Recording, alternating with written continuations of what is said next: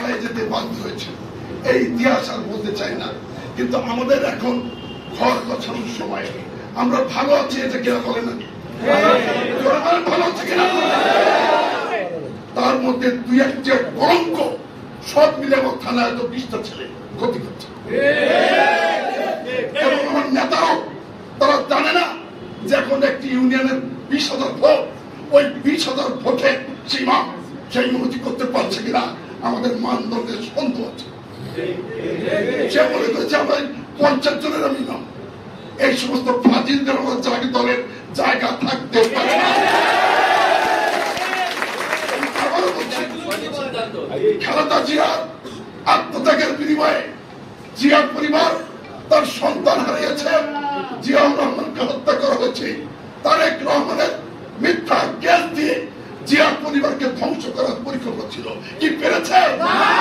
আর আপনারা কি তাদের অর্জিত অর্জনকে নষ্ট করতে দেবেন? তাই যদি হন, আমার সামনে যারা বসে আছেন তাদের চিন্তা চেতনা পরিবর্তন করতে হবে, ঠিক না?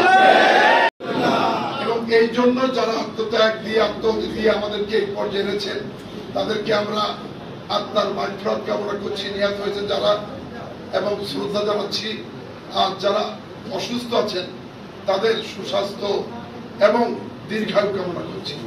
আপনারা জানেন আমাদের প্রাণ প্রিয় নেত্রী বেগম খালেদা জিয়া আজকে 15 বছর দুঃশাসনের বিরুদ্ধে কথা বলেছেন, আন্দোলন করেছেন, সংগ্রাম করেছেন।